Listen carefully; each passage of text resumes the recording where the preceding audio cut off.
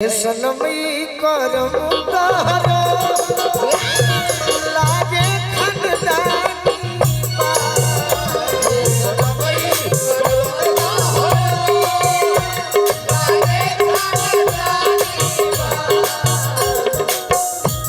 आज दूसरा के पीछे लागल बड़ू और हमरा के पहले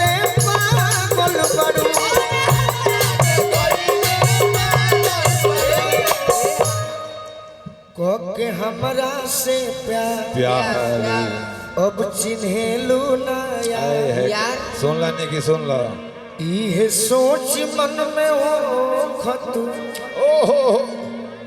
हैरानी बा चला चला ए सनमी करम तारो लागे खानदानी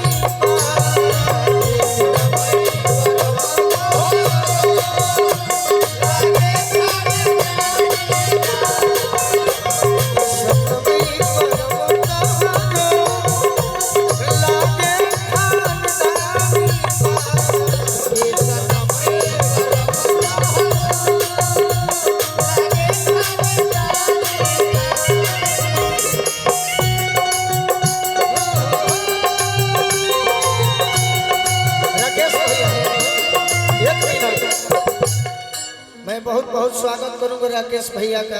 क्या बात है। राकेश आनंद जी जो भाजपा के एनडीए के विधायक हैं, उम्मीदवार भी हैं और बहुत मान सम्मान दी। क्या बात है। कैमरामैन आप बहुत उनके फेवरेट आदमी हैं। फोटो खींची फोटो खींची। अच्छा अच्छा भैया का मन है कि राकेश आनंद भैया मंच पर आए। और राकेश आनंद भैया राकेश आनंद जी नु वाह वाह केने लिखल बड़ा लिख के तो हम बोल दो। श्रीमन नारायण मलहरिया पंचायत के मुखिया बड़े भाई राकेश आनंद जी, हाँ हाँ जो मुखिया संघ के अध्यक्ष एवं हम लोग कछवा विधानसभा के बहुत जल्द एनडीए के हो सकते हैं, प्रत्याशी भी हो सकते हैं हमारे बड़े भाई। ये इस बार जदयू के एवं दिलों के धड़कन बड़े भाई राकेश आनंद जी। सिंगर से निवेदन है, मुखिया जी मन है कि बोले बोली बोली बोली बोली मुखिया जी खाइब की तोप दें।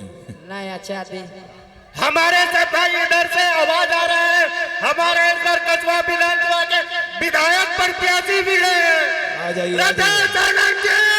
जिंदाबाद जिंदाबाद अब की बार जिंदाबाद अब की बार राकेश आनंद जी। क्या बात है। बैठा बैठा वोट के दिन सूझ जेबो हो दिन। तथास्तु। मैं सही बात धान के खेती पुआर से चिन्हा जाला। हाँ जी मैं राकेश भैया को देखा तो अभी फोटो में पहचाना। और राकेश भैया के लिए मैं क्या कहूँ, बस गणेश जी से, नारायण जी से, हनुमान जी से ही मनाएंगे हाँ जी कि आपके पद और प्रतिष्ठा हमेशा बरकरार रहे। तब ए सनमी करम तारो लागे खानदानी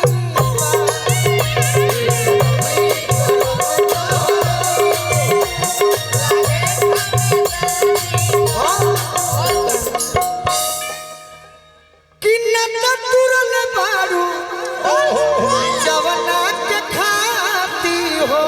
कौना खाते तहारे स्केल है, लड़की के स्केल है 30 साल लड़की के स्केल है 212।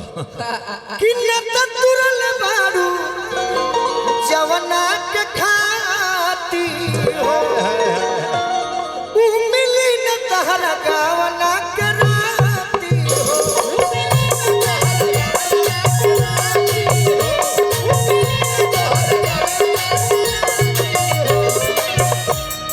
कि तोड़ी गोलू के दिल तहरा मिली ना मंजिल। मंजी कबो ना संग दिल संग बुझा ओहो अरे जानी बा ए सनमी करम तहरो लागे खानदानी।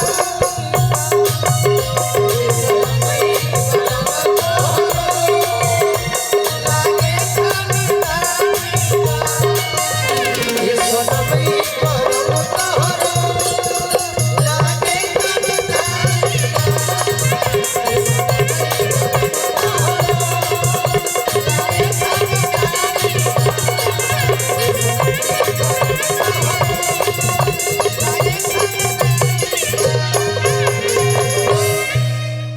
ए सनमी करम तहरो